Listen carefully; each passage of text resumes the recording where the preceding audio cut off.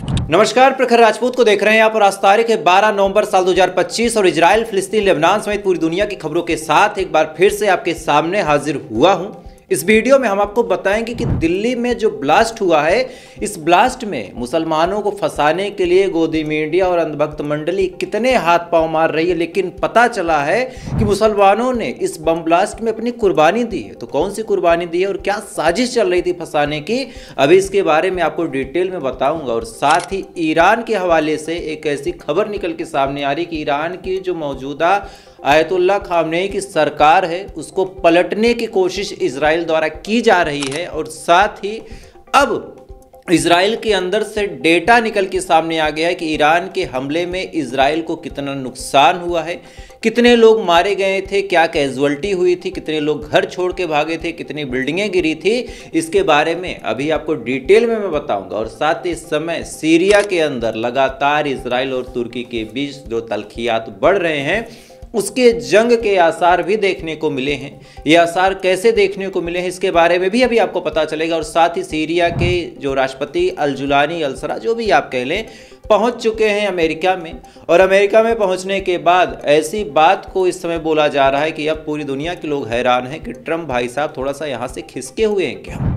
इधर पाकिस्तान और अफगानिस्तान की जंग के बीच ईरान का बड़ा फायदा हो रहा है। तो कौन सा बड़ा फायदा है, इसके बारे में भी अभी आपको डिटेल में बताऊंगा। इस वजह से आज की वीडियो आप लास्ट तक जरूर देखिएगा। चैनल पे नए हैं तो वीडियो को लाइक करके, चैनल को सब्सक्राइब करके अपना प्यार जरूर दे दीजिएगा। और साथ ही इस वीडियो को आप कहां से देख रहे हैं और मेरा जो ये पूरा परिवार है प्रखर राजपूत का, कहाँ कहाँ फैला हुआ है, कहाँ कहाँ के लोग सब्सक्राइब कर चुके हैं, कहाँ कहाँ के लोग नहीं किए हैं, कौन देख रहा है, एक बार आप कहाँ से देख रहे हैं कमेंट करके जरूर बताइएगा, ताकि हमें पता चले कि हमारा जो परिवार है कहाँ तक बढ़ा है। खैर, आप कमेंट करते रहें, तब तक एक एक करके मैं आपको खबरें बताता हूं। और सबसे पहली खबर जो आपको बताऊंगा वो दिल्ली की बताऊंगा, क्योंकि ये खबर आपके अपने देश से जुड़ी हुई है। दिल्ली में जब से ब्लास्ट हुआ है तब से लोगों का जो मजमा है दो हिस्सों में बंट गया है। पहला जो हिस्सा है वो कह रहा है कि इस देश में मुसलमानों को परेशान करने के लिए जानबूझ के जो सरकार है वो ऐसे काम को कराती है, चूंकि चुनाव है तो किसी खास पार्टी की मदद से ये बम ब्लास्ट करवाया गया और जानबूझ के इसमें मुसलमानों का नाम डाल दिया गया। दूसरा पक्ष ये कहता है कि भारत के मुसलमान जो हैं वो गद्दार हैं, भारत के जो मुसलमान हैं वो जानबूझ के अपने मकसद को अंजाम देते हैं, भारत के जो मुसलमान हैं पूरी दुनिया में शांति नहीं रहने देना चाहते, वो बम फोड़ते हैं, वो तमाम वो काम करते हैं जिससे देश टूट जाए। यानी आज लोग आधे आधे हिस्से में आधी आधी बातें कर रहे हैं, लेकिन सच्चाई क्या है वो जब आपको बताऊंगा तब आप जान पाएंगे कि असल में इस देश में चल क्या रहा। पहले पूरे बम ब्लास्ट की आपको कहानी डिटेल में समझा देता हूं और खासकर वो जानकारी आपके सामने रखूंगा जो अभी तक किसी को नहीं पता। देखिए, ये बात सच है कि इस देश को दहलाने की कोशिश की गई थी, और ये भी बात सच है कि आतंकवाद कोई छुपी चीज़ नहीं है, पूरी दुनिया इससे परेशान है। आप इस चीज़ को सूडान में देख सकते हैं कि कैसे मासूमों को मारा जा रहा, आप इस चीज़ को पाकिस्तान में भी देख सकते हैं कि तहरीक तालिबान पाकिस्तान जो है आए दिन कैसे सेना के जवानों को उड़ा देता है। आप इस चीज़ को ईरान में भी देख सकते हैं कि कैसे वहाँ पर मोसाद के एजेंट बम फोड़ देते हैं। आप इस चीज़ को गाजा में भी देख सकते हैं कि कैसे इजराइल की आर्मी आके वहाँ पर आतंक मचा के बच्चों को मारती है। तो आतंकवाद किसी भी शक्ल में हो सकता है, किसी भी सूरत में हो सकता है, और पूरी दुनिया के हर एक कोने में मौजूद है। अलग अलग नाम से अलग अलग मजहब के लोग हैं, अलग अलग काम करते हैं, अलग अलग लोगों का अपना अपना मकसद है, और हर आदमी आतंक को मचाता है जो इस संगठन से जुड़ा होता है। इसमें आपको कोई डाउट नहीं होना चाहिए, इस वजह से मैंने आपको शुरू में चीज़ें क्लियर बता दी। तो ये भी एक फैक्ट है कि भारत को दहलाने की कोशिश की गई थी, और बाकायदा कई सारी विदेशी ताकतें ऐसे हैं जिन्होंने पैसे खर्च किए थे, किसी को बहका के, किसी को बहला के, किसी को लालच दे के, और बाकायदा 3000 किलोग्राम के आसपास जो अमोनियम नाइट्रेट है उसको इकट्ठा किया गया था और इस देश को दहलाने की कोशिश की गई थी। अब रही बात दिल्ली ब्लास्ट की, तो दिल्ली ब्लास्ट में कहीं ना कहीं हरियाणा और कश्मीर का एंगल बार बार निकल के सामने आ रहा है। दरअसल जिस शख्स की वो गाड़ी थी, जो आखिरी बार उस गाड़ी में बैठा था, जिसका नाम डॉक्टर उमर है, वो पुलवामा का रहने वाला है। वहाँ से ये आता है सीधा सीधा हरियाणा में ये कार खरीदता है। कार खरीदने के बाद वो कार वापस लेके चला जाता है, और बाद में इसी कार से फिर से हरियाणा के रास्ते फरीदाबाद से होते हुए बदरपुर टोल नाके से दिल्ली में इस कार को लेके एंट्री मारता है। एंट्री लगभग 8:13 के आसपास सुबह होती है, जो बदरपुर टोल है वहाँ से। इसके बाद 8:20 पे ओखला एरिया जो है वहाँ पे एक मोदी मिल है, वहाँ पे एक पेट्रोल पंप है, 8:20 के आसपास ये कार लेके वहाँ जाता है। उसके बाद फिर 3:19 दोपहर को ही 3:19 के आसपास ये लाल किले की उस पार्किंग में आके अपनी कार लेके खड़ा हो जाता है। लगभग 3.5 घंटे ये शख्स पार्किंग में अपनी कार को लेके खड़ा था। उसके बाद 6:48 पे कार लेके निकलता है डॉक्टर उमर, जिसके नाम के आगे मुसलमान लग जाएगा, जिसके नाम के पीछे मुसलमान लग जाएगा। क्यों लग जाएगा अभी आपको बताता हूँ, सारी चीज़ अभी आप ध्यान से सुनिए। 6:48 पे वहाँ से कार लेके निकलता है। उसके बाद उस जगह पे जहाँ पे ब्लास्ट हुआ वहाँ पे धीरे धीरे गाड़ी लेके जाता है और अचानक से ब्लास्ट हो जाता है। जब ब्लास्ट होता है तो 6 गाड़ियाँ वहाँ पे फौरन जल जाती हैं। उसके बाद वहाँ पे 2 रिक्शा खड़े थे, वो भी जल जाते हैं। एक नॉर्मल रिक्शा खड़ा था, वो भी जल जाता है। और इतना सब जलने के बाद लगभग 8 से 10 लोग मारे जाते हैं, 30 से 40 लोग बुरी तरीके से इंजर्ड होते हैं। और पता चलता है कि कोई डॉक्टर उमर था जिसने ब्लास्ट कर दिया, और फौरन नाम से पता चल जाता है कि ये शख्स मुसलमान है। और फौरन अंधभक्त की मंडली ये चीखने चिल्लाने में बिजी हो जाती है कि देखो, मुसलमान ने इस देश को दहला दिया, मुसलमान ने इस देश को आतंकवाद फिर से पकड़ा दिया, फिर से बम फोड़ दिया। लेकिन अब आपको एक लिस्ट बताता हूं और इसी लिस्ट से आप अंदाजा लगाइए कि सच्चाई क्या है। देखिए, जब लोग मारे गए तो फिर उनकी आइडेंटिफिकेशन हुई, उनके बारे में पता किया गया कि मरने वाले लोग कौन थे। जब पता किया गया तो मरने वाले लोगों की जो लिस्ट है अब आपके सामने पढ़ता हूं। पहला नाम है मोहसिन का, नाम से क्या है ये? मुसलमान। दूसरा नाम अशोक कुमार, नाम से क्या? हिंदू। तीसरा नाम लोकेश, नाम से क्या? हिंदू। चौथा नाम दिनेश, ये भी क्या? हिंदू। पांचवा नाम पंकज सैनी, ये भी क्या है? हिंदू हैं। छठवां नाम फिर नोमान खान, ये क्या है? मुसलमान है। सातवां नाम जुम्मन मोहम्मद, ये भी क्या है? मुसलमान है। और 8वां नाम अमर, ये हिंदू है। 8 में से 3 लोग ऐसे हैं जो मुसलमान हैं, जो इस बम धमाके में मारे गए हैं। ये बाकायदा मुसलमान होने के नाते भी मारे गए। ऐसा नहीं था कि जो बम फोड़ने आया था वो देख रहा था कि यहाँ कोई मुसलमान है तो बम ना फोड़े। और जिस इलाके में बम फोड़ा गया वहाँ पे ज़्यादा लोग मुसलमान हैं, इसके बावजूद भी वहाँ पे बम फोड़ा गया, इसके बावजूद भी वहाँ पे लोग मारे गए। 8 में से 3 लोग मुसलमान थे। लेकिन आज हमारे देश की जो गोदी मीडिया है ये दिखाने में लगी है कि मुसलमान ने बम फोड़ा और इस पे पूरे मुसलमान को ब्लेम कर दिया भारत के। लेकिन यहाँ पे एक सवाल निकल के सामने आता है कि भाई बम फोड़ने वाला मुसलमान था, हम सब मानते हैं, इसमें कोई बट नहीं है कि बम फोड़ने वाला मुसलमान था। लेकिन मरने वाले जो 3 मुसलमान हैं उनके बारे में बातचीत क्यों नहीं हो रही? अगर मारने वाला मुसलमान था उसके बारे में बातचीत हो रही तो मरने वाले जो मुसलमान थे उनके बारे में बातचीत क्यों नहीं हो रही? अगर मारने वाला भी मुसलमान है और मरने वाला भी मुसलमान है तो यहाँ पे धर्म देख के फिर बात कहाँ रह गई?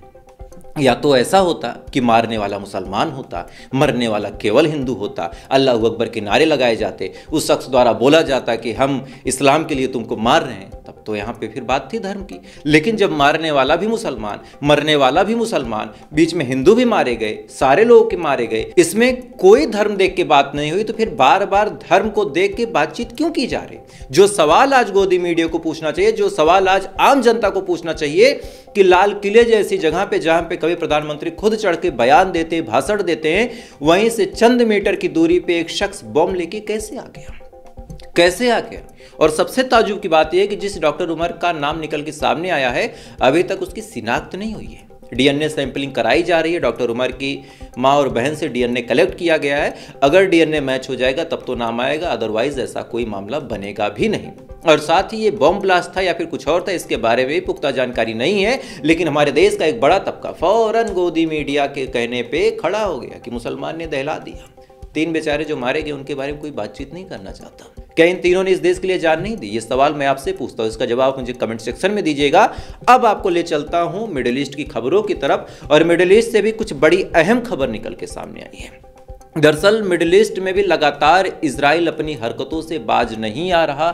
इजराइल लगातार हिजबुल्लाह के ऊपर हमले कर करके फाइनली हिजबुल्लाह को इस कदर उकसा दिया है इजराइल ने कि आज नईम कासिम जो कि हिजबुल्लाह के चीफ है उनका बयान निकल के सामने आया और उन्होंने साफ तौर पे टीवी के सामने अपने इंटरव्यू में कहा कि जिस हिसाब से इजराइल हरकतें कर रहा है ये चीज़ें सही नहीं है। अगर ये चीज़ें लगातार इजराइल करता रहा इसी तरीके से तो बर्दाश्त करने की एक लिमिट होती है और हम लेबनान की सरकार के भरोसे नहीं बैठेंगे। मतलब बड़ा साफ है कि हम हमले करेंगे ही करेंगे। इधर ये बयान निकल के सामने आया उधर इजराइल की आर्मी ने लगातार लेबनान की सरकार पे फिर से प्रेशर बनाते हुए कहा कि इससे पहले कि हम हिजबुल्लाह को ख़त्म करें, हम हिजबुल्लाह के हथियारों के ठिकाने पे हमला करें, आप कर दो। अब ये बात इन्होंने बोली ही थी। लेबनान की जो सरकार इस समय उसका हाल धोबी के कुत्ते जैसा है, वो ना घर की रही ना घाट की, चूंकि एक तरफ हिजबुल्लाह और लेबनान की आवाम प्रेशर बना रही, दूसरी तरफ इजराइल खुद प्रेशर बना रहा, और बीच में ये ऐसे पिस गए हैं, ऐसे ऐसे करके ऐसे ऐसे पिस गए हैं। आज ये धोबी के कुत्ते हो गए, ना इधर के रह गए ना उधर के रह गए। खैर, इधर प्रेशर बनाने की बात हो ही रही थी, इधर इजराइल की तरफ से लेबनान पे फिर से बड़ा हमला देखने को मिला, और इसके बारे में जानकारी किसी और ने नहीं बल्कि इजराइल की आर्मी IDF यानी इजरायली डिफेंस फोर्स ने दी। क्या जानकारी दी आप अपनी स्क्रीन पे देख सकते हैं कि बाकायदा एक जगह का फोटो उन्होंने डाला है कि किस हिसाब से हमला हुआ, उसका क्या इम्पैक्ट था और कितनी कैजुअलिटी हुई। बाकायदा इजराइल की आर्मी ने खुद बोला है अपने मुंह से कि हमने आज लेबनान पे हमला किया है। खैर, अब इसको लेके हिजबुल्लाह भी लगातार नाराज है। अब हिजबुल्लाह क्या एक्शन लेता देखना होगा। लेकिन इधर एक बड़ी खबर निकल के सामने आ रही ईरान के हवाले से। दोस्तों, ईरान की सरकार को, जो आयतुल्लाह खामेनी की सरकार है, उसको गिराने के लिए इस समय इजराइल पूरी एड़ी चोटी का जोर लगा रहा है।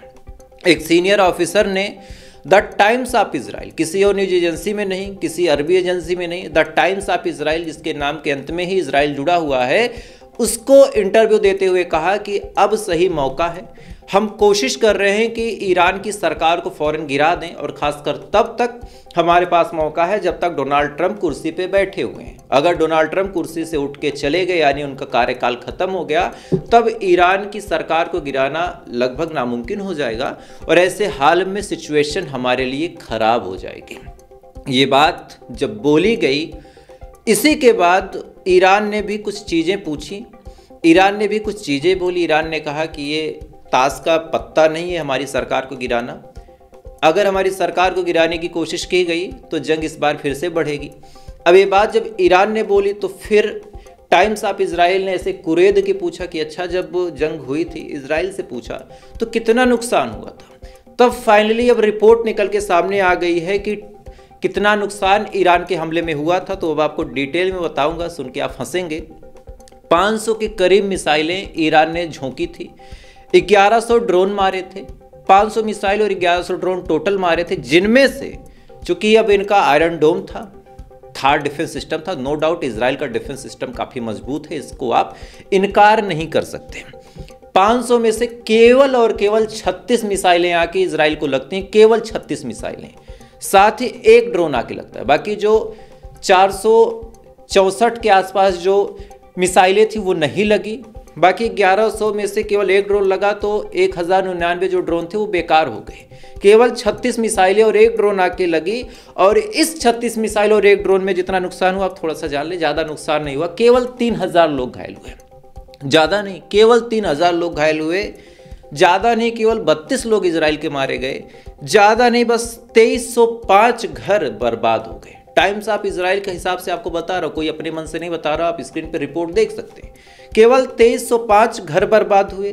ज़्यादा नहीं, बस 250 के करीब बिल्डिंगें तबाह हो गई। बस 2 यूनिवर्सिटी बर्बाद हो गई, 1 हॉस्पिटल बर्बाद हो गया, और ज़्यादा नहीं, बहुत थोड़े से 13,000 लोग अपना घर बाहर छोड़ के भाग गए। कितना नुकसान हुआ? लगभग 2305 घर गिर गए, 240 बिल्डिंगें गिर गई, 13,000 लोग घर छोड़ के भाग गए, 2 यूनिवर्सिटी तबाह हो गई, 1 हॉस्पिटल तबाह हो गया, साथ ही 3,000 लोग घायल हो गए, 32 लोग मारे गए। और इतना नुकसान केवल 36 मिसाइलों ने पहुंचा दिया। केवल 36 मिसाइलों ने इतना नुकसान पहुंचाया है कि इतने लोग भागे, इतने लोग मारे गए, इतना नुकसान। अब आप सोच के देखिए कि अगर 500 की 500 मिसाइलें आके हिट हो जाती तो क्या सिनारियो बनता। और इस चीज़ से इजराइल बाकायदा डर रहा है, और यही वजह है कि इजराइल का प्लान है कि जब तक डोनाल्ड ट्रंप कुर्सी पे बैठा हुआ है, इसी दौरान मौका देख के एनी हाउ सत्ता को गिरा दिया जाए, सत्ता को पलट दिया जाए, आयतुल्लाह खामेनी की हत्या भी करवा दी जाए, उनको कहीं गायब ही कर दिया जाए, और एक ऐसी कठपुतली की सरकार बैठाई जाए जो इजराइल और अमेरिका की गुलामी करे।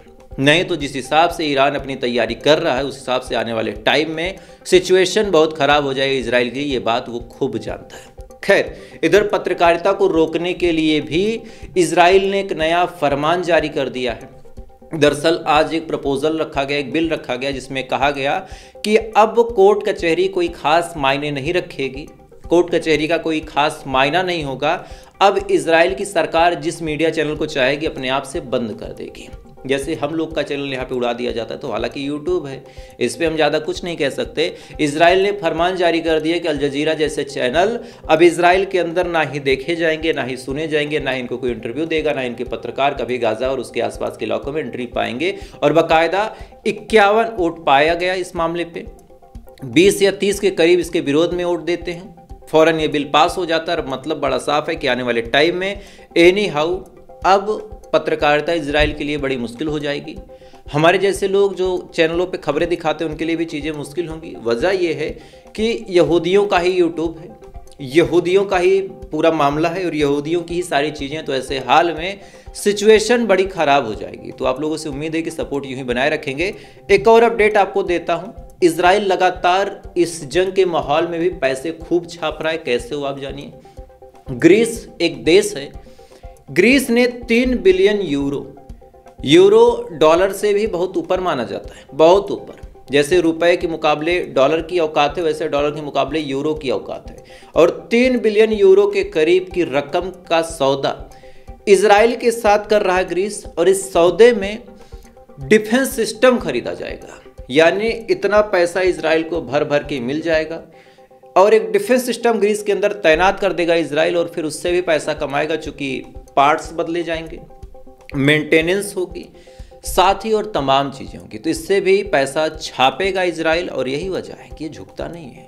खैर, गाजा की खबरों का भी रुख करते हैं। गाजा में लगातार इजराइल इस हिसाब से चीज़ें कर रहा है कि जेनोसाइड जारी है। गाजा से अपडेट निकल के सामने आ रही कि लगातार लोगों पे हमला हो रहा है। और इधर अब अल जजीरा के हवाले से न्यूज आई है कि जितनी मेडिकल सपोर्ट है उनको भी बंद कर दिया इजराइल ने, यानी अब दवाएं नहीं पहुंच पाएंगी किसी भी सूरत हाल में। और अब आलम ऐसा है कि खाने के ट्रकों को भी रोकने की कोशिश की जा रही है। येलो लाइन जो भी क्रॉस कर रहा है उसको गोली मार दी जा रही है। और साथ ही वेस्ट बैंक के अंदर सेटलर्स का हमला भी काफ़ी तेजी के साथ जारी है। सेटलर्स जैसे ही आगे जा रहे हैं, जो भी खेत मिल रहा, जो भी जैतून का पेड़ मिल रहा, जो भी घर मिल रहा, हर उस चीज़ को आग के हवाले करके फूंक के बर्बाद करके ख़त्म कर दिया जा रहा। और ये चीज़ें पिछले 1 महीने से लगातार जारी हैं। WHO से लेके UNRW ने इस पर बयान दिया, लेकिन बस वही है कि बयान देने से क्या होगा। खैर, तो फिलहाल अभी के लिए बस इतना ही। बाकी आपकी क्या राय कमेंट कीजिएगा, आप कहाँ से देख रहे हैं ज़रूर बताइएगा। चैनल पे नए हैं तो लाइक सब्सक्राइब कर ले ताकि कोई भी खबर आपसे मिस ना हो। बाकी थोड़ी देर बाद फिर मिलते हैं, तब तक अच्छे रहिए, खुश रहिए, ऊपर वाला हिफाजत।